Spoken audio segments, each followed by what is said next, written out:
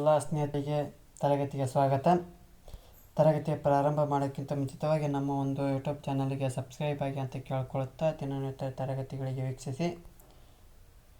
ಇವತ್ತಿನ ತರಗತಿ ಸಾಂಕ್ರಾಮಿಕ ರೋಗಗಳು. ಆ ಸಾಂಕ್ರಾಮಿಕ ರೋಗಗಳ ಬಗ್ಗೆ ಒಂದೊಂದಾಗಿ ತಿಳಿದುಕೊಳ್ಳೋಣ. ಹಾಗಾದರೆ ಸಾಂಕ್ರಾಮಿಕ ರೋಗ ಅಂದರೆ ಅನ್ನೋದು ಫಸ್ಟ್ ಅರ್ಥ ಮಾಡ್ಕೊಳ್ಳೋಣ.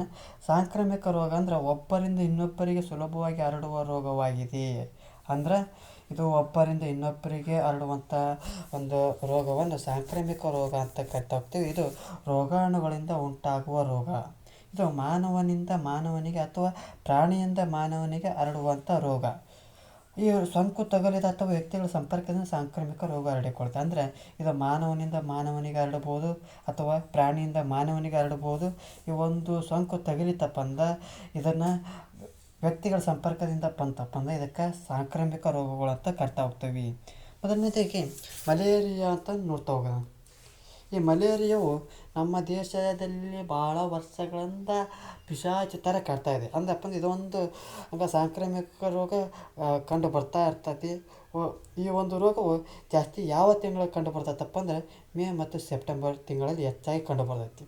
ಹಾಗಾದರೆ ಈ ಮಲೇರಿಯಾ ರೋಗ ಬರೋಕ್ಕೆ ಕಾರಣ ಏನಪ್ಪ ಅಂದ್ರೆ ನಿಂತ ನೀರು ಇರ್ತೈತೆ. ನಿಂತ ನೀರು, ಆ ಚರಂಡಿ, ಕೊಚ್ಚೆ ಬಿದ್ದಿರೋ ಚರಂಡಿ, ಬಚ್ಚಲು ಗುಂಡಿ ಮತ್ತು ಚರಂಡಿ ಮತ್ತು ಗದ್ದೆಗಳು ಮುಂತಾದ ನೀರಿನ ಸ್ಥಳಗಳಲ್ಲಿ ಸೊಳ್ಳೆಗಳು ಏನು ಮಾಡ್ತಪ್ಪ ಮಟ್ಟಿ ಇಟ್ಟು ಮರಿ ಮಾಡ್ತವೆ. ಈ ಪ್ರದೇಶದಲ್ಲಿರೋ ಜನರಿಗೆ ಈ ಸೊಳ್ಳೆಗಳು ಕಚ್ಚುತ್ತವೆ. ಅಂದ್ರೆ ಈ ಸೊಳ್ಳೆಗಳ ಉಗಮ ಸ್ಥಾನಗಳು ಅಂತ ಕರಿತಾ ಹೋಗ್ತವೆ. ಸೊಳ್ಳೆಗಳು ಎಲ್ಲಿ ಬೆಳ್ತಾ ಹೋಗ್ತಾವಪ್ಪ ಅಂದ್ರೆ ನಿಂತು ನೀರು ಇರ್ತೈತಿ ಮತ್ತು ಕೊಚ್ಚೆಗುಂಡು ಇರ್ತೈತಿ, ಬಚ್ಚಲಗುಂಡು ಇರ್ತೈತಿ, ಗದ್ದೆಗಳು ಇರ್ತಾವೆ. ಈ ಒಂದು ಪ್ರದೇಶಗಳಲ್ಲಿ ಆ ಸೊಳ್ಳೆಗಳು ಮೊಟ್ಟೆಟ್ಟು ಮರಿ ಮಾಡ್ತಾ ಹೋಗ್ತವೆ. ಹಾಗಾಗಿ ಈ ಒಂದು ಮಲೇರಿಯಾ ರೋಗಕ್ಕೆ ಕಾರಣ ಅಂತ ಹೇಳ್ತಾ ಹೋಗ್ಬೋದು. ಹಾಗಾದರೆ ಮಲೇರಿಯಾ ಬಂದಿದೆ ಅಂತ ಯಾವ ರೀತಿ ನಾವು ಕಂಡುಹಿಡಿಬೋದು ಅಥವಾ ಲಕ್ಷಣಗಳು ಯಾವ ರೀತಿ ಕಂಡುಹಿಡ್ತಪ್ಪ ಅಂದ್ರೆ ಆ ಮಲೇರಿಯಾ ರೋಗದ ಲಕ್ಷಣಗಳು ಯಾವ ರೀತಿ ಇರ್ತಾವಪ್ಪ ಅಂದ್ರೆ ಪ್ರತಿದಿನ ಜ್ವರ ಬರೋದು. ಇಲ್ಲಕ್ಕಂದ್ರೆ ಬಿಟ್ಟು ಬರೋ ಜ್ವರ. ಅಂದರೆ ದಿನ ಬಿಟ್ಟು ದಿನ ಚಳಿ ಜ್ವರ ಬರ್ತಾ ಇರ್ತೈತೆ. ಅಂದರೆ ಪ್ರತಿದಿನ ಜ್ವರ ಬರ್ತಾ ಇರ್ತೈತಿ. ಇಲ್ಲಕ್ಕಂದ್ರೆ ದಿನ ಬಿಟ್ಟು ದಿನ ಅಂದರೆ ಚಳಿ ಜ್ವರ ಬರ್ತಾ ಇರ್ತೈತಿ. ಮತ್ತು ಜ್ವರ ಬರೋದು ಮತ್ತು ಹಂಗೆ ನಡುಗ್ತಾ ಇರೋದು, ಹಂಗೆ ಜೊತೆಗೆ ಬೆವರ್ತಾ ಇರೋದು ಮತ್ತು ಹಲವಾರು ದಿನ ಜ್ವರವಿದ್ದರೆ ಅದನ್ನು ಮಲೇರಿಯಾ ಎಂದು ಭಾವಿಸ್ಬೋದು. ಈ ಲಕ್ಷಣಗಳು ನೋಡಿದ್ವಿ ಅಂದರೆ ದಿವಸ ಪ್ರತಿದಿನ ಏನೋ ಜ್ವರ ಬರ್ತಾ ಇತ್ತಪ್ಪ ಅಂದ್ರೆ, ಚಳಿ ಜ್ವರ ಬರ್ತಾ ಇತ್ತಪ್ಪ ಅಂದ್ರೆ, ಬೆವರ್ತಾ ಇತ್ತಪ್ಪ ಅಂದ್ರೆ, ನಡುಕು ಬರ್ತಾ ಇತ್ತಪ್ಪ ಅಂದರೆ ಅವನಿಗೆ ಮಲೇರಿಯಾ ಇದೆ ಅಂತ ಕಂಡುಹಿಡಿಬೋದು. ಹಾಗಾದರೆ ಈ ರೋಗ ಯಾವ ರೀತಿ ಹರಡ್ತತಪ್ಪ ಅಂದ್ರೆ ಈ ರೋಗ ಅನಾಫಿಲಿಸ್ ಎಂಬ ಹೆಣ್ಣು ಸೊಳ್ಳೆಯ ಮೂಲಕ ಹರಡ್ತಾ ಹೋಗ್ತದೆ. ಯಾವ ಸೊಳ್ಳೆಯ ಮೂಲಕ ಹರಡ್ತತಪ್ಪ ಅಂದ್ರೆ ಅನಾಫಿಲಿಸ್ ಎಂಬ ಹೆಣ್ಣು ಸೊಳ್ಳೆಯ ಮೂಲಕ ಹರಡ್ತಾ ಹೋಗ್ತೈತಿ. ಈ ಸೊಳ್ಳೆ ಏನು ಮಾಡ್ತತಪ್ಪ ಅಂದ್ರೆ ರೋಗಿಯನ್ನು ಯಾವುದೇ ಒಬ್ಬ ವ್ಯಕ್ತಿ ಆಗಿರ್ಬೋದು ಅಥವಾ ರೋಗಿಯನ್ನು ಕಚ್ಚಿ ಆ ರಕ್ತವನ್ನು ಹೀರಿಕೊಂಡು ಆ ರಕ್ತದಲ್ಲಿರುವ ಪ್ಲಾಸ್ಮೋಡಿಯಂ ರೋಗಾಣುಗಳು ಸೊಳ್ಳೆಯ ದೇಹದಲ್ಲಿ ದ್ವಿಗುಣಗೊಳ್ತಾ ಹೋಗ್ತವೆ. ಆನಂತರ ಆರೋಗ್ಯವಂತನಿಗೆ ಕಚ್ಚಿದಾಗ ಆರೋಗ್ಯವಂತನ ರಕ್ತಕ್ಕೆ ಪ್ಲಾಸ್ಮೋಡಿಯಂ ಸೇರಿಕೊಳ್ಳುವುದರ ಮೂಲಕ ರೋಗ ಬರ್ತಾ ಹೋಗ್ತೈತಿ. ಅಂದ್ರೆ ಮುಖ್ಯವಾಗಿ ಏನು ಕಾರಣಪ್ಪ ಅಂದ್ರೆ ಈ ಪ್ಲಾಸ್ಮೋಡಿಯಂ ಸೇರೋದ್ರಿಂದ ನಮಗೆ ಮಲೇರಿಯಾ ರೋಗ ಬರ್ತೈತಿ. ಯಾವ ಸೊಳ್ಳೆಯಿಂದ ಅನಾಫಿಲಿಸ್ ಎಂಬ ಹೆಣ್ಣು ಸೊಳ್ಳೆಗಳಿಂದ ನಮಗೆ ಮಲೇರಿಯಾ ರೋಗ ಬರ್ತಾ ಹೋಗ್ತೈತಿ.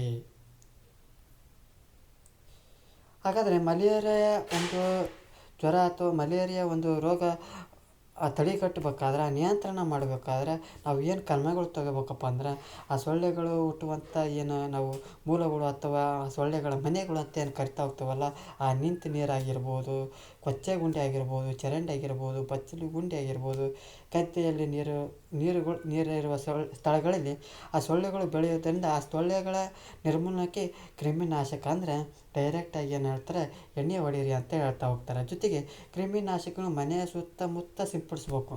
ಅಲ್ಲೆಲ್ಲ ಹೊಡೆದ ಮ್ಯಾಕೆ ನಮ್ಮ ಮನೆಯ ಅಕ್ಕಪಕ್ಕನೂ ಆ ಒಂದು ಈ ಕ್ರಿಮಿನಾಶಕಗಳನ್ನ ಸಿಂಪಡಿಸ್ತಾ ಹೋಗ್ಬೇಕು. ಜೊತೆಗೆ ರಾತ್ರಿ ಮಲಗುವಾಗ ಸೊಳ್ಳೆ ಪರದೆ ಕಟ್ಟಿಕೊಂಡು ಮಲಗಬೇಕಂತ ಹೇಳ್ತಾ ಹೋಗ್ತಾರೆ. ಜೊತೆಗೆ ಕಿಟಕಿ ಬಾಗಿಲಿಗೆ ಸೊಳ್ಳೆ ಜಾಲರಿ ಅಂತ ಬರ್ತಾ ಇರ್ತವೆ, ಅವುಗಳನ್ನು ಹಾಕಿಕೊಳ್ಬೇಕು. ಇಷ್ಟು ಪಾಲನೆ ಮಾಡಿದಪ್ಪ ಅಂದ್ರೆ ಮಲೇರಿಯಾ ರೋಗವನ್ನು ನಿಯಂತ್ರಣ ಮಾಡ್ಬೋದು. ಜೊತೆಗೆ ಎರಡನೇದು ನೋಡ್ತಾ ಹೋಗೋಣ ಸಾಂಕ್ರಾಮಿಕ ರೋಗ ಯಾವುದಪ್ಪ ಅಂದ್ರೆ ಕಾಲಾರ. ಯಾವ ರೋಗಪ್ಪ ಅಂದ್ರೆ ಕಾಲಾರ. ಈ ಒಂದು ಸಾಂಕ್ರಾಮಿಕ ರೋಗ ನೊಣಗಳಿಂದ ಬರ್ತೈತಿ. ಮಲೇರಿಯಾ ಸೊಳ್ಳೆಯಿಂದ ಬಂದಪ್ಪ ಅಂದರೆ ಕಾಲಾರ ನೊಣಗಳಿಂದ ಬರ್ತಾ ಹೋಗ್ತೈತಿ. ಈ ಒಂದು ರೋಗ ಯಾವ ತಿಂಗಳಲ್ಲಿ ಹೆಚ್ಚಾಗಿ ಕಂಡು ಬರ್ತದಪ್ಪ ಅಂದ್ರೆ ಮೇ ತಿಂಗಳಿಂದ ಹಿಡಿದು ಅಕ್ಟೋಬರ್ ತಿಂಗಳ ಒಳಗೆ ಹೆಚ್ಚಾಗಿ ಕಂಡು ಬರ್ತೈತಿ. ಹಾಗಾದ್ರೆ ಈ ಕಾಲಾರ ರೋಗ ಬರಕ್ಕೆ ಕಾರಣ ಏನಪ್ಪ ಅಂದ್ರೆ, ಕಾಲಾರ ರೋಗವು ವಿಬ್ರಿಯೋ ಕಾಲಾರ ಎಂಬ ರೋಗಾಣುವಿಂದ ಉಂಟಾಗುತ್ತೆ. ಯಾವ ರೋಗಾಣಪ್ಪ ಅಂದರೆ ವಿಬ್ರಿಯೋ ಕಾಲಾರ ರೋಗಾಣದಿಂದ ಉಂಟಾಗ್ತದೆ. ಇದು ಯಾವ ರೀತಿ ಬರೋಕ್ಕೆ ಕಾರಣಪ್ಪ ಅಂದ್ರೆ, ಕಲುಷಿತವಾದಂಥ ಆಹಾರ ಆಗಲಿ ಅಥವಾ ನೀರು ಕಾಲಾರ ಬರಲು ಕಾರಣವಾಗ್ತೈತಿ. ಅಂದ್ರೆ ಈ ಕಲುಷಿತವಾದಂಥ ಆಹಾರ ಮತ್ತು ನೀರು ಈ ಕಾಲಾರ ಬರೋಕ್ಕೆ ಕಾರಣ. ಇದು ನೊಣಗಳು ಕಾಲಾರದ ಅತಿ ಭಯಂಕರ ವಾಹಕಗಳು. ಯಾವ ರೀತಿ ನಾವು ವಿದ್ಯುತ್ತನ್ನು ಹರಿಯಲು ಏನು ತಂತಿಯನ್ನು ಉತ್ತಮ ವಾಹಕ ಅಂತವೋ, ಆ ಕಾಲಾರ ರೋಗ ಬರಲು ನೊಣಗಳು ಉತ್ತಮ ವಾಹಕ ಅಂತ ಹೇಳಿದ ತಪ್ಪಂಗಿಲ್ಲ. ಈ ಒಂದು ಯಾವ ರೋಗನಪ್ಪ ಅಂದ್ರೆ ವಿಬ್ರಿಯೋ ಕಾಲಾರ ಎಂಬ ರೋಗಾಣುವಿನಿಂದ ಬರ್ತಾ ಹೋಗ್ತೈತಿ.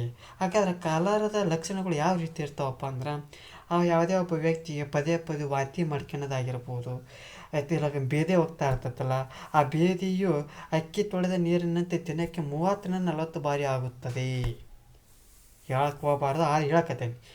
ಪದೇ ಪದೇ ವಾಂತಿ ಆಕತಿ, ಅದ್ರ ಜೊತೆ ಬೇದಿ ಆಕತಿ. ಆ ಬೇದಿ ಯಾವ ರೀತಿ ಇರ್ತೈತಪ್ಪ ಅಂದ್ರೆ ಅಕ್ಕಿ ತೊಳೆದ ನೀರಿನಂತೆ ದಿನಕ್ಕೆ 30-40 ಬಾರಿ ಹೋಗ್ತೈತಿ. 30-40 ಬಾರಿ ಯಾರು ಬೇದಿ ಹೋಗ್ತಾರ ಅವ್ರಿಗೆ ಕಾಲಾರ ಇದೆ ಅಂತಂದು ನೋಡತ್ಲೇ ಹೇಳ್ಬೋದು.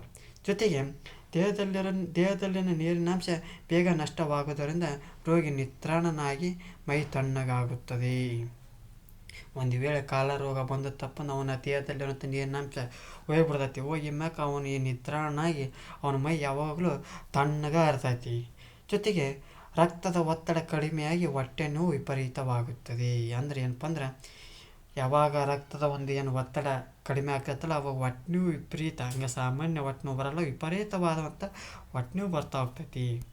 ಜೊತೆಗೆ ಈ ಒಂದು ಕಾಲಾರ ರೋಗ ಯಾವ ರೀತಿ ಆಡ್ತಾ ಹೋಗ್ತೈತಪ್ಪ ಅಂದ್ರೆ, ಮೊದಲಿಗೆ ಹೇಳಿದೆ ನೊಣಗಳು ನುಸಿಗಳಿಂದ ಬರ್ತಾ ಹೋಗ್ತೈತಿ. ನುಸಿ ಯಾವುದಪ್ಪ ಅಂದ್ರೆ ಕಲುಷಿತ ಆಹಾರದ ನುಸಿ ಇದ್ದೇ ಇರ್ತೈತಲ್ಲಿ. ಆ ನುಸಿಗಳ ಮೂಲಕ, ಸೊಳ್ಳೆಗಳ ಮೂಲಕ, ಜಿರಳೆಗಳ ಮೂಲಕ, ಜೊತೆಗೆ ಕಲುಷಿತ ನೀರು, ಮಲಗಳ ಮೇಲೆ ಕುಳಿತ ನಂತರ ತೆರೆದ ಆಹಾರ ಪದಾರ್ಥಗಳ ಮೇಲೆ ಕುಳಿತುಕೊಳ್ಳುವುದರಿಂದ ರೋಗ ಆಡ್ತಾ ಹೋಗ್ತೈತಿ. ಜೊತೆಗೆ ಹಾಗಾದರೆ ಕಾಲಾರ ರೋಗವನ್ನು ಯಾವ ರೀತಿ ನಿಯಂತ್ರಣ ಮಾಡ್ಬೋದು ಅಥವಾ ಮುಂಜಾಗ್ರತಾ ಕ್ರಮವನ್ನು ಯಾವ ರೀತಿ ನೋಡ್ಬೋದಪ್ಪ ಅಂದ್ರೆ, ರೋಗಿಯ ಮಲಮೂತ್ರ ವಾಂತಿಗಳನ್ನು ಕ್ರೆಸಾಲ್ ದ್ರಾವಣ ಹಾಕಿರೋ ನೀರಿನಲ್ಲಿ ಹಾಕಿ 1-1.5 ಗಂಟೆ ನಂತರ ಅದನ್ನು ಉಳಬೇಕು ಅಥವಾ ಸುಡಬೇಕು. ಇದು ನಮ್ಮ ಕೈಯಿಂದ ಮಾಡಲು ಸಾಧ್ಯವಾದ ಕೆಲಸ. ಆದರೂ ಕಾಲಾರ ಹೋಗಬೇಕಪ್ಪ ಅಂದ್ರೆ ಇದನ್ನು ಮಾಡಲೇಬೇಕಾಗೈತಿ. ಯಾವ ಒಂದು ದ್ರಾವಣವನ್ನು ಹಾಕ್ಬೇಕಪ್ಪ ಅಂದ್ರೆ ಕ್ರೆಸಾಲ್ ದ್ರಾವಣ ಅಂದ್ರೆ ಎದ್ರ ಮೇಲಪ್ಪ ಮಲಮೂತ್ರ ವಾಂತಿ ಇದ್ರ ಮೇಲೆ ಹಾಕಿ 1-1.5 ಗಂಟೆಗೆ ಮ್ಯಾಗ ಉಳ್ಬೇಕು, ಇಲ್ಲಕ್ಕ ಸುಡಬೇಕು. ಇದು ನಮ್ಮಿಂದ ಕೈ ಸಾಧ್ಯವಿಲ್ಲ. ಕಾಲಾರ ರೋಗ ಹೋಗ್ಬೇಕಪ್ಪ ಅಂದ್ರೆ ಇದನ್ನು ಮಾಡಲೇಬೇಕು. ಜೊತೆಗೆ ರೋಗಿಯ ಬಟ್ಟೆಗಳನ್ನು ಕ್ರೆಸಾಲ್ ದ್ರಾವಣದಲ್ಲಿ 1 ಗಂಟೆ ನಂತರ ಬಿಸಿ ನೀರಿನಲ್ಲಿ ಕುದಿಸಿ ಅದರಿಂದ ಸೋಪಿನಿಂದ ಒಗೆದು ಒಣಗಿಸಬೇಕು. ಇದನ್ನು ಮಾಡಬಹುದು. ಯಾವುದಪ್ಪ ಅಂದ್ರೆ ರೋಗಿಯ ಬಟ್ಟೆಗಳನ್ನು ಕ್ರೆಸಾಲ್ ದ್ರಾವಣದಲ್ಲಿ 1 ಗಂಟೆ ನಂತರ ಬಿಸಿ ನೀರಿನಲ್ಲಿ ಕುದಿಸಿ ಸೋಪಿಂದ ಒಣಗಿಸಿ ಹಾಕ್ಬೋದು. ಇದನ್ನು ಮಾಡಲೇಬೇಕು. ಉದಾಸೀನ ಮಾಡಿದಪ್ಪ ಅಂದ್ರೆ ನಿಮ್ಮ ಪ್ರಾಣಕ್ಕೆ ಮೃತ್ಯು ಬರೋದನ್ನು ಹತ್ತಿರ ಮಾಡ್ದಂಗಾಕೈತಿ. ಇದು ಕಾಲಾರ ರೋಗಕ್ಕೆ ಸಂಬಂಧಪಟ್ಟಿರುವಂಥ ಮಾಹಿತಿ ಆಗಿರ್ತದೆ. ಜೊತೆಗೆ ಇನ್ನೊಂದೆರಡು ಅಂಶಗಳಿದಾವೆ, ಅದನ್ನು ಹೇಳ್ಬಿಡ್ತಾನೆ.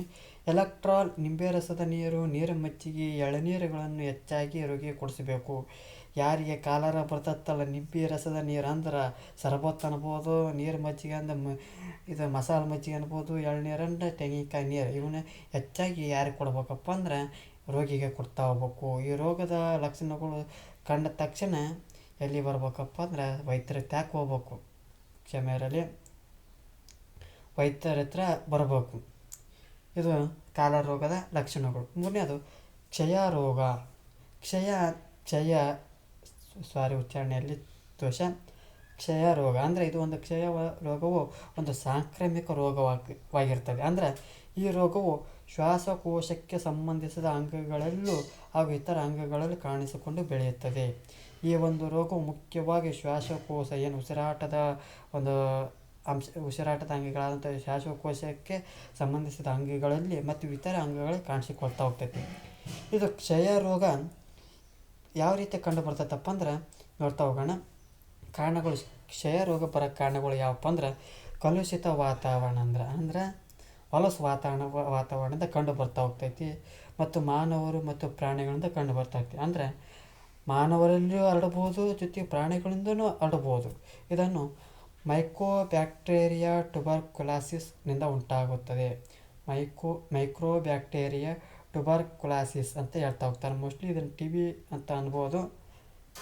ಮುಂದಿನ ಒಂದು ತರಗತಿಯಲ್ಲಿ ಹೇಳುವಾಗ ತಿಳಿದುಕೊಂಡು ಹೇಳ್ತಾನೆ, ಸುಳ್ಳು ಹೇಳಬಾರ್ದು. ಈ ಒಂದು ಮೈಕ್ರೋಬ್ಯಾಕ್ಟೀರಿಯಾ ಟ್ಯುಬರ್ಕುಲಾಸಿಸ್ನಿಂದ ಉಂಟಾಗ್ತೈತಿ. ಜೊತೆಗೆ ರೋಗಿಯ ಕೆಮ್ಮಿನ ಸೀನಿನ ಮೂಲಕ ತೀವ್ರವಾಗಿ ಹರಡುತ್ತದೆ. ಮುಖ್ಯವಾಗಿ ಎಲ್ಲಿ ಕೆಮ್ತಾರ, ಎಲ್ಲಿ ಸೇಂತಾರ ಆ ಒಂದು ಮೂಲಕ ಕ್ಷಯರೋಗ ಸ್ಪೀಡಾಗಿ ಅಂದರೆ ತೀವ್ರವಾಗಿ ಹರಡ್ತಾ ಹೋಗ್ತೈತಿ. ಹಾಗಾದರೆ ಕ್ಷಯರೋಗ ಬಂದಿದೆ ಅಂದರೆ ಯಾವ ರೀತಿ ನೋಡ್ಬೋದಪ್ಪ ಅಂದ್ರೆ, ಕಫ ಕೂಡಿದ ಕೆಮ್ಮು 15 ದಿನಗಳಾದರೂ ವಾಸಿಯಾಗಿರೋದಿಲ್ಲ. ಕಫ ಕೆಮ್ತಿರ್ತಾರೆ, ಏನಾಗೈತೆ ಅನ್ನಂಗೆ ಅವರು 15 ದಿನ ಆದರೂ ಕಫ ಹೋಗಿಲ್ಲ ಅಂದ್ರೆ ಮೋಸ್ಟ್ಲಿ ಆ ರೋಗ ಬಂದಿರಬಹುದು ಅಂತ ಡಿಸೈಡ್ ಮಾಡ್ಬೋದು ಅಥವಾ ಭಾವಿಸ್ಬೋದು. ಕಫದಲ್ಲಿ ರಕ್ತ ಬಂತಪ್ಪ ಅಂದ್ರೆ, ಕಫದಲ್ಲಿ ಕೆಮ್ಮು ಹೊತ್ನ್ಯಾಗ ಕಫದಾಗ ರಕ್ತ ಬಂತಪ್ಪ ಅಂದ್ರೆ ಸ್ವಲ್ಪ ಉದಿ ಅಂತ ಅರ್ಥ. ಎದೆ ನೋಯಾಕತೈತೆ ಅಂದ್ರೆ ಅದನ್ನು ನೋಡ್ತಾ ಹೋಗ್ಬೋದು. ಜೊತೆಗೆ ಜ್ವರ ಪದೇ ಪದೇ ಕಾಣಿಸಕತ್ತಪ್ಪ ಅಂದ್ರೆ ಜೀರ್ಣಶಕ್ತಿ ಕುಂದುತ್ತದೆ. ಅಂದ್ರೆ ನಾವೇನು ಉಂಡಂಥ ಆಹಾರ ಜೀರ್ಣಶಕ್ತಿ ಅಂದರೆ ಜೀರ್ಣಕ್ರಿಯೆ ಆಗೋದಿಲ್ಲ ಮತ್ತು ದುರ್ಬಲ ಆಗ್ತಾ ಹೋಗ್ತಾರೆ. ದುರ್ಬಲರು ಆಗ್ತಾ ಹೋಗ್ತಾರೆ. ಈ ಒಂದು ಲಕ್ಷಣಗಳು ಕಂಡು ಬಂದಪ್ಪ ಅಂದ್ರೆ ನೇರವಾಗಿ ಯಾವ ಕಾಯಿಲೆ ಇದೆ ಅಂದರೆ ಕ್ಷಯ ರೋಗ ಕಾಯಿಲೆ ಇದೆ ಅಂತಂದು ಹೇಳ್ಬೋದು. ಜೊತೆಗೆ ವೈದ್ಯರು ಹೇಳಿದಪ್ಪ ಅಂದ್ರೆ ನಿಖರವಾಗಿ 100ರಷ್ಟು ಕ್ಷಯ ರೋಗ ಇದೆ ಅಂತ ಹೇಳ್ಬೋದು. ಈ ಒಂದು ರೋಗ ಯಾವ ರೀತಿ ಹರಡ್ತದಪ್ಪ ಅಂದ್ರೆ ರೋಗಿಯು ಎಲ್ಲೆಂದರಲ್ಲಿ ಉಗುಳುವುದರಿಂದ ಬರುತ್ತದೆ. ಅದಕ್ಕೆ ಹೇಳೋದು, ಇಲ್ಲಿ ಯಾರು ಉಗುಳಬಾರ್ದು ಅಂದ್ರೆ ಅಲ್ಲೇ ಚಾಚಿ ಉಗುಳ್ತಾರೆ. ಇದಕ್ಕೆ ಮುಖ್ಯವಾಗಿ ಈ ಒಂದು ರೋಗ ಬರ್ತಾ ಹೋಗ್ತೈತಿ. ಸೀನುವಾಗ, ಕೆಮ್ಮುವಾಗ ಬಾಯಿಗೆ ಬಟ್ಟೆಯನ್ನು ಅಡ್ಡವಾಗಿ ಇಟ್ಟುಕೊಳ್ಳದೆ ಇರುವುದರಿಂದ. ಇದನ್ನು ಹೇಳ್ಬೇಕಪ್ಪ ಅಂದ್ರೆ ನೇರವಾಗಿ ಸೀನುವಾಗ, ಕೆಮ್ಮುವಾಗ ಬಾಯಿ ತೆಗೆದ ಕೆಮ್ತಿರ್ತಾರೆ. ಅದನ್ನು ಕೆಮ್ಮುವಾಗ ಅದು ಕೆಮ್ಮಲಿಲ್ಲ ಅಂತಾರಲ್ಲ, ಅದು ನಮ್ಮ ಡೈರೆಕ್ಟ್ ಸೀದಾ ಮೂಗಿಗೆ ಬರುತ್ತದೆ. ಒಂದೇ ಸಿಗರೇಟು, ಉಕ್ಕು ಮುಂತಾದವನ್ನು ಹಲವಾರು ಸೇವೋದರಿಂದ ರೋಗ ಹರಡುತ್ತದೆ. ಯಾವುದೇ ಒಬ್ಬ ರೋಗಿ ಬಂದತ್ತಂದ್ರೆ ಅದೇ ಸಿಗರೇಟ್ 3-4 ಜನ ಸೇದಿದಪ್ಪ ಅಂದ್ರೆ ಈ ಒಂದು ಕ್ಷಯ ರೋಗ ಬರ್ತಾ ಹೋಗ್ತೈತಿ.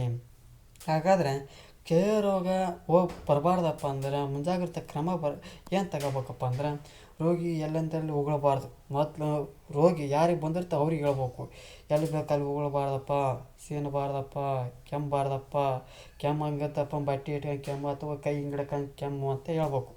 ಈ ಕ್ಷಯ ರೋಗವನ್ನು ಟ್ಯುಬರ್ಕುಲಿನ್ ಟಿಪಿಡಿ ಪ್ಯೂರಿಫೈಡ್ ಪ್ರೋಟೀನ್ ಡಿರೈವೇಟಿವ್ ಪರೀಕ್ಷೆಯಿಂದ ತಿಳಿಯಬಹುದು. ಇದು ಒಂದು ಅರ್ಥ ಆಗಲಿಲ್ಲ, ಏನು ಒಂದೇ ಪದನೋ ಏನು ಕಾಮ ಕೊಟ್ಟಾರೋ ಗೊತ್ತಲ್ಲ. ಯಾವ ಒಂದು ಪರೀಕ್ಷೆಯ ಮೂಲಕ ತಿಳ್ಕೊಬೋದಪ್ಪ ಅಂದ್ರೆ ಟ್ಯುಬರ್ಕುಲಿನ್ ಟಿಪಿಡಿ ಪ್ಯೂರಿಫೈಡ್ ಪ್ರೋಟೀನ್ ಡಿರೈವೇಟಿವ್ ಪರೀಕ್ಷೆಯಿಂದ ತಿಳಿಬೋದು. ಈ ಒಂದು ಅಂಶಗಳಿಂದ ಕ್ಷಯ ರೋಗ ಇದಂತ ಕಂಡುಹಿಡಿಯಬಹುದು. ಮತ್ತು ಜೊತೆಗೆ 30 ವರ್ಷ ವಯಸ್ಸಿನ ಒಳಗಿರುವವರೆಲ್ಲರಿಗೂ ಪಿ ಸಿ ಜಿ ಮದ್ದು ಹಾಕಿಸ್ಕೊಳ್ಬೇಕು. ಯಾರು 30 ವರ್ಷ ಕೆಳಗೆ ಯಾರು ಇರ್ತಾರೆ PCG ಚುಚ್ಚು ಮದ್ದು ಹಾಕಿಸಿಕೊಳ್ಬೇಕು. ಅಂದರೆ ಇಂಜೆಕ್ಷನ್ ಮಾಡಿಸ್ಕೋಬೇಕು. ಜೊತೆಗೆ ರೋಗದ ಚಿಹ್ನೆಗಳು ಕಂಡ ಕೂಡಲೇ ವೈದ್ಯರ ಬಳಿಗೆ ಕರೆದುಕೊಂಡು ಹೋಗಬೇಕು. ನಾ ಏನು ಇಷ್ಟೊತ್ತನ ಲಕ್ಷಣಗಳು ಹೇಳಿದಲ್ಲ, ಅದ್ರಾಗ ಯಾವ್ದಾರ ಒಂದು ಲಕ್ಷಣ ಬಂತಪ್ಪ ಯಾರ ಹತ್ರ ಕರ್ಕೊಂಡು ಹೋಗ್ಬೇಕು, ಡಾಕ್ಟ್ರ್ ಹತ್ರ ಕರ್ಕೊಂಡು ಹೋಗ್ಬೇಕು. ಇದು ಕ್ಷಯ ರೋಗದ ಸಂಪೂರ್ಣ ಮಾಹಿತಿ ಆಗಿರ್ತದೆ. ನಂತರ ವಿಷಮ ಶೀತ ಜ್ವರ. ಈ ವಿಷಮ ಶೀತ ಜ್ವರ ಇದು ಒಂದು ಸಾಂಕ್ರಾಮಿಕ ರೋಗ. ಈ ಒಂದು ರೋಗ ಹುಟ್ಟೋ ಕಾರಣ ಏನಪ್ಪ ಅಂದ್ರೆ ನೀರಿನಿಂದ ಬರ್ತೈತಿ. ಹಾಲು, ಕಲುಷಿತ ಆಹಾರ, ನೊಣಗಳು ಹೀಗೆ ಈ ರೋಗಕ್ಕೆ ಮುಖ್ಯವಾದ ಕಾರಣ. ಸಾಮಾನ್ಯವಾಗಿ ನೀರು, ಹಾಲು, ಕಲುಷಿತ ಆಹಾರ, ನೊಣಗಳು ಎಲ್ಲದರಲ್ಲಿ ಸ್ವಲ್ಪ ಸೇಮ್ ಕಾರಣಗಳು ಬರ್ತಾ ಹೋಗ್ತವೆ. ಹಾಗಾದರೆ ವಿಷಮ ಶೀತ ಜ್ವರ ಬಂದಿದಂಥ ಲಕ್ಷಣಗಳು ಯಾವ ರೀತಿ ನೋಡ್ತಾ ಹೋಗ್ಬೇಕು ಅಂದ್ರೆ ವಿಷಮ ಶೀತ ಜ್ವರವು ಮುಂದುವರಿದ ಜ್ವರ. ಅಂದರೆ ವಿಷಮ ಶೀತ ಜ್ವರದಿಂದ ಜ್ವರ ಏನು ಬಂದಿರ್ತಾವಲ್ಲ ಅದಕ್ಕಿಂತ ದುಪ್ಪಟ್ಟು ಜ್ವರ. ಈ ಜ್ವರವು 3-4 ವಾರವಾದರೂ ವಾಸಿ ಆಗಂಗಿಲ್ಲ. ಅಂದರೆ ಡೈರೆಕ್ಟ್ ಹೇಳ್ಬೇಕು 1 ತಿಂಗಳಾದ್ರೂ ಜ್ವರ ಹೋಗಂಗಿಲ್ಲ. ಮೈ ಬಿಸಿ ಜಾಸ್ತಿಯಾಗಿ ತಲೆನೋವು ಕಾಣಿಸಿಕೊಳ್ಳುತ್ತದೆ. ಅಂದ್ರೆ ಮೈ ಬಿಸಿ ಜಾಸ್ತಿಯಾಗಿ ಏನು ಬರ್ತೈತಪ್ಪ ಅಂತ ತಲೆನೋವು ಬರ್ತೈತಿ. ಹೊಟ್ಟೆ ನೋವು ಮತ್ತು ತೆಳ್ಳನೆ ಭೇದಿ ಹೆಚ್ಚಾಗಿ ಆಗುತ್ತದೆ. 1 ತಿಂಗಳ ಜ್ವರ ಹೋಗಲ್ಲ, ಮೈ ಬಿಸಿಯಾಗಿ ತಲೆನೋವು ಬರ್ತೈತಿ. ತಲೆನೋವಾಗಿ ಮ್ಯಾಕೆ ಹೊಟ್ಟೆ ನೋವು ಬಂದು ತೆಳ್ಳನೆ ಭೇದಿ ಆಕೈತಿ. ಈ ಒಂದು ಲಕ್ಷಣಗಳು ಕಂಡಪ್ಪ ಅಂದ್ರೆ ವಿಷಮ ಶೀತ ಜ್ವರ ಅಂತ ಕಂಡುಹಿಡಿಯಬಹುದು. ಹಾಗಾದರೆ ಈ ವಿಷಮ ಶೀತ ಜ್ವರ ಯಾವ ರೀತಿ ಹರಡುತ್ತದಪ್ಪ ಅಂತ ನೋಡ್ತಾ ಹೋಗೋಣ. ಈ ವಿಷಮ ಶೀತ ಜ್ವರಾಣುಗಳಿಂದ ಉಂಟಾಗುತ್ತದೆ. ಈ ರೋಗಾಣುಗಳು ರೋಗಿಯ ಮಲಮೂತ್ರಗಳಲ್ಲಿ ಹೊರಬೀಳುತ್ತದೆ. ಆಗ ನೊಣಗಳು ಆ ರೋಗಾಣುಗಳು ಹರಡುವ ವಾಹಕಗಳಾಗಿವೆ. ಈ ರೋಗವನ್ನು ಹರಡಿಸುವ ಪದಾರ್ಥಗಳಿಂದ ನೀರು, ಹಾಲು, ಕಲುಷಿತ ಆಹಾರ. ಅದಕ್ಕೆ ಶೌಚಾಲಯ ಎದಕ್ಕೆ ಕಟ್ಟಿಸ್ರು ಅನ್ನೋದು ಇದಕ್ಕೆ ಹೇಳೋದು. ಏನು ಮಾಡ್ತಾರಪ್ಪ, ಈ ಒಂದು ರೋಗ ಬಂದಿರೋಂಥ ವ್ಯಕ್ತಿಯು ಮಲಮೂತ್ರ ಬಯಲು ಪ್ರದೇಶದಲ್ಲಿ ಮಾಡ್ತಾರೆ. ಆ ಬಯಲು ಪ್ರದೇಶದಲ್ಲಿ ಆ ಒಂದು ಮಲದಲ್ಲಿ ನೊಣಗಳು ಈಜಾಡಿ ಬಂದು ನಮ್ಮ ಒಂದು ಊಟದಲ್ಲಿ ನೀರಿನಲ್ಲಿ ಬಂದು ಆ ಒಂದು ಸೇವನೆ ಮಾಡಿದಾಗ ನಮಗೆ ಈ ಒಂದು ರೋಗ ಬರ್ತಾ ಹೋಗ್ತೈತೆ. ಹಾಗಾದ್ರೆ ಈ ಒಂದು ರೋಗದ ನಿಯಂತ್ರಣ ಯಾವ ರೀತಿ ಮಾಡಬೇಕಪ್ಪ ಅಂದರೆ, ರೋಗಿಯ ಮಲಮೂತ್ರಗಳನ್ನು ನೀರಿನ ಎಡೆಗಳಿಂದ ದೂರವಿಡಬೇಕು. ಅಂದರೆ ಡೈರೆಕ್ಟ್ ಹೇಳ್ಬೇಕು, ಸೀದಾ ನೀರಿನಲ್ಲಿ ಒಂದ ಮಾಡಬಾರ್ದಪ್ಪ ಅಂತಂದು. ಜೊತೆಗೆ ಆ ಮಲ ವಿಸರ್ಜನೆ ನಂತರ ಸೋಪಿನ ಕೈ ತೊಳೆದುಕೊಳ್ಳಬೇಕು. ಅಂದರೆ ಯಾವಾಗ ಮಲ ವಿಸರ್ಜನೆ ಮಾಡ್ತಾನೋ ಆ ರೋಗಿಯು ನಂತರ ಕೈಯನ್ನು ಸೋಪಿನಿಂದ ಕೈ ತೊಳಿಬೇಕು. ಆಮೇಲೆ ಕಡೆ ಆ ರೋಗಿಗೆ ಕಾಯಿಸಿ ಆರಿಸಿದ ನೀರು, ಅಂದರೆ ಕಾಯ್ದು ಆರಿಸಿದ ನೀರಂತ ಕುಡಿಸ್ಬೇಕು. ಅಂದ್ರೆ ಬಿಸಿನೀರು ತಣ್ಣ ಮಾಡಿ ಕುಡಿಸೋದು. ಜೊತೆಗೆ ಹಾಲನ್ನು ಚೆನ್ನಾಗಿ ಕಾಯಿಸಿ ಬಳಸಬೇಕು. ಹಾಲನ್ನು ಯಾವ ರೀತಿ ಅಂದ್ರೆ ಚೆನ್ನಾಗಿ ಕಾಯಿಸಿ ಕುಡಿಸ್ಬೇಕು. ಜೊತೆಗೆ ತಮ್ಮ ಸುತ್ತಮುತ್ತಲಿನ ಪರಿಸರವನ್ನು ಸ್ವಚ್ಛವಾಗಿಟ್ಟುಕೊಳ್ಳಬೇಕು. ಜೊತೆಗೆ ವಿಷಮ ಶೀತ ಜ್ವರದ ವಿರುದ್ಧ ಇನಾಕುಲೇಷನ್ ಎಂಬುದನ್ನು ಒಂದು ಇಂಜೆಕ್ಷನ್ ಬರ್ತೈತಿ, ಮಾಡಿಸ್ಕೋಬೇಕು. ಆಹಾರ ವಸ್ತುಗಳನ್ನು ಮುಚ್ಚಿ ಇಡಬೇಕು. ಜೊತೆಗೆ ಬಿಸಿ ಆಗಿರುವಾಗ ಬಳಸ್ಬೇಕು. ತಣ್ಣಗಾಗಿ ಮ್ಯಾಗ ಉಣಬೇಡ್ರಿ, ಬಿಸಿ ಆದಾಗ ಉಣ್ರಿ. ಜೊತೆಗೆ ಕೊನೆಯದಾಗಿ ಒಂದು ಸಾಂಕ್ರಾಮಿಕ ರೋಗವನ್ನು ಚರ್ಚೆ ಮಾಡೋಣ. ಇನ್ಫ್ಲೂಯೆಂಜಾ. ಯಾವ ರೋಗ? ಇನ್ಫ್ಲೂಯೆಂಜಾ. ಇದು ಒಂದು ಸಾಂಕ್ರಾಮಿಕ ರೋಗ. ಫ್ಲೂ ಎಂಬ ಸಂಕ್ಷಿಪ್ತ ಹೆಸರಿನಿಂದಲೂ ಕರೀಬೋದು. ಇನ್ಫ್ಲೂಯೆಂಜಾ ಹೇಳೋಕ್ಕಾಗಲಿಲ್ಲಪ್ಪ ಅಂದ್ರೆ ಇನ್ಫ್ಲೂಯೆಂಜಾ ಎಂಬ ಒಂದು ಸಾಂಕ್ರಾಮಿಕ. ಇದು ಇನ್ಫ್ಲೂಯೆಂಜಾ ಕರೆಯಲು ಕಷ್ಟವಾದ ಫ್ಲೂ ಎಂಬ ಪದದಿಂದ ಕರೀಬೋದು. ಇದು ಯಾವ ರೀತಿ ಬರೋಕ್ಕೆ ಕಾರಣಪ್ಪ ಅಂದ್ರೆ, ಒಂದೇ ಒಂದು ಪದ, ಕಲುಷಿತ ವಾತಾವರಣ, ಹೊಲಸು ವಾತಾವರಣ, ಕೆಟ್ಟ ವಾತಾವರಣದಿಂದ ಬರ್ತಾ ಹೋಗ್ತೈತಿ. ಈ ಒಂದು ರೋಗ ಬಂದಿದೆ ಅಥವಾ ಈ ರೋಗದ ಲಕ್ಷಣಗಳು ಯಾವ ರೀತಿಯಪ್ಪ ಅಂದ್ರೆ, ರೋಗಿಗೆ ಯಾವಾಗಲೂ ನಡುಕ್ತಾ ಇರ್ತಾನೆ, ಚಳಿ ಇತ್ತು ಜ್ವರದಿಂದ ನೋಡ್ತಾ ಇರ್ತಾನೆ, ನಮಗೆ ಬೇಸಿಗೆಗೂ ಇದ್ದಾಗೂ ನಡುಕ್ತಾ ಇರ್ತಾನಪ್ಪ ಅಂದ್ರೆ ಅವನಿಗೆ ಇನ್ಫ್ಲೂಯೆಂಜಾ ಬಂದಿರಬಹುದು. ಗಂಟಲು ಮತ್ತು ತಲೆನೋವು ಉಂಟಾಗುತ್ತದೆ. ಅಂದರೆ ಗಂಟಲು ನೋವು, ತಲೆನೋವು ಬಂತಪ್ಪ ಅಂದ್ರೆ ಸ್ವಲ್ಪ ಐತೆ ಅಂತಲೇ ಅರ್ಥ. ಈ ಒಂದು ರೋಗವು ಯಾವ ರೀತಿ ಹರಡ್ತದಪ್ಪ ಅಂದ್ರೆ ಗಾಳಿಯ ಮೂಲಕ.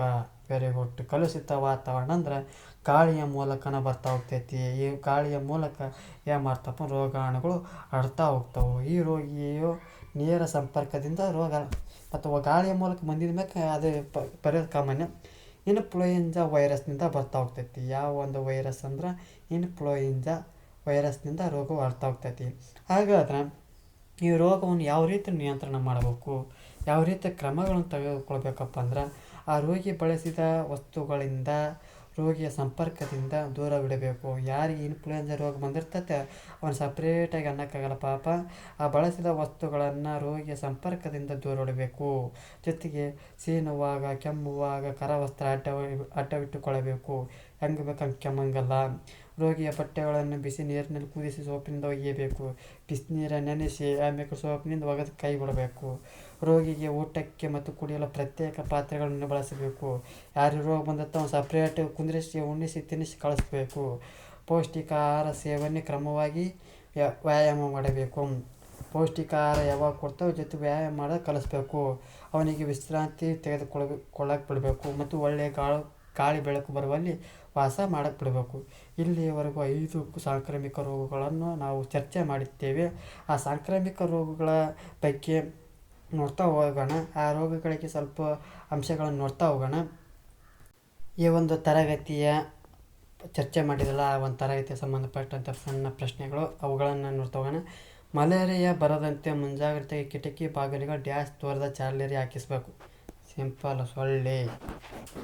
ಕಾಲಾರದ ನಿಯಂತ್ರಣಕ್ಕೆ ಡ್ಯಾಶ್ ಕ್ರಿಮಿನಾಶಕ. ಇದು ಸಕ್ರೆಲ ಕ್ರಿಮಿನಾಶಕ. ಸರಿ, ನೆನಪಾರಿದೆ, ಕ್ಷಮೆ ಇರಲಿ.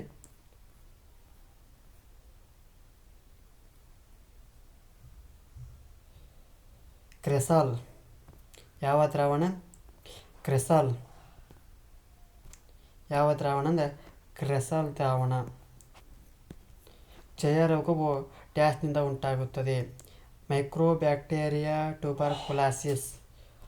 ಇನ್ಫ್ಲೂಯೆಂಜಾದ ಸಂಕ್ಷಿಪ್ತ ಹೆಸರು ಫ್ಲೋ.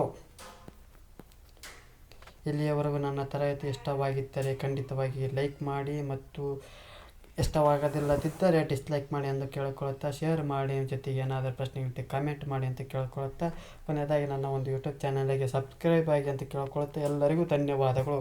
ಮುಂದಿನ ತರಗತಿಯಲ್ಲಿ ಸಿಗೋಣ.